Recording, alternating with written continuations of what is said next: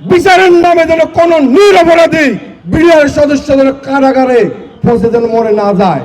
যতক্ষণ পর্যন্ত আমাদের অধিকার আদায় না হবে, প্রয়োজনে আমরা রাস্তায় মৃত্যুবরণ করব, তবু আমরা এবার খালি হাতে ফিরে যাব।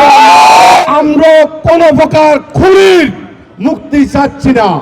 18,519 জন জেল জুলুমের অত্যাচার শিকার হয়ে আমরা কারাবরণ করে আজকে আমরা কোথাও স্থান না পেয়ে শহীদ মিনারে এসে আমরা স্থান নিয়েছি। এটা বাংলাদেশ সরকারের জন্য অত্যন্ত লজ্জাকর বিষয়। আমি বিনয়ের সাথে অনুরোধ করতেছি, প্রিয় সেনাপ্রধান মহোদয়, আপনি ফুল স্টপ দিবেন না।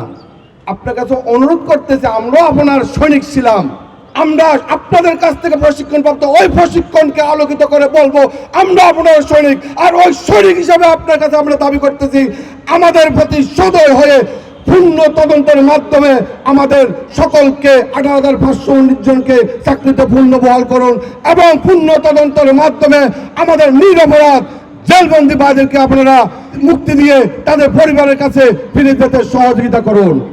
আমরা কোন প্রকার খুনির মুক্তি চাচ্ছি না। আমরা চাই প্রকৃতম দোষীরা তাদের সাজা হোক। বিচারের নামে যেন কোন নিরপরাধী বিডিআর সদস্য যেন কারাগারে পৌঁছে যেন মরে না যায়। তাই আমরা দাবি জানাচ্ছি, নিরপরাধীদেরকে মুক্তি দেওয়া হোক এবং 18,519 জনকে চাকরিতে পূর্ণ বহাল করা হোক। সরকারের কাছ থেকে প্রজ্ঞাপনকৃত স্বাধীন তদন্ত কমিশনের জন্য যে আদেশ দেওয়া হয়েছে, ওই আদেশে তথাপি এবং 2-এর অনুমোদন বাতিল করে স্বাধীন তদন্ত কমিশনকে সুস্থভাবে তদন্ত করার সুযোগ দিতে হবে।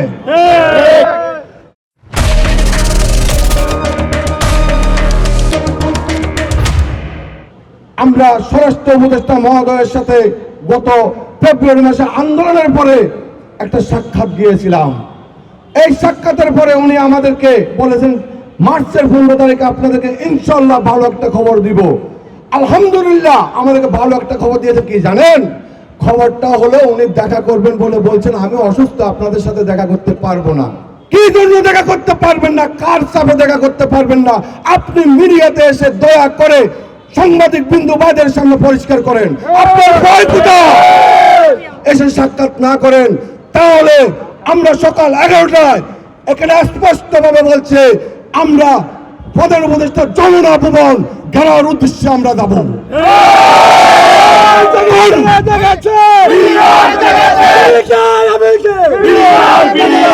কিছু কিছু লয়ের দালাল আমাকে আওয়ামী দোসর বানাতে চায়, আমাকে টাক লাগিয়ে এই আন্দোলনকে দুর্বল করতে চায়। এই আশা কোনোদিন আপনাদের পূর্ণ হবে না। তাই আমি আমাদের উপস্থিত বিডিআর ভাইদের বলতেছি, আপনাদের মধ্যে এই ধরনের ট্যাগ যদি কেউ যদি অপপ্রচার করে, আপনারা এগুলো শুনবেন না।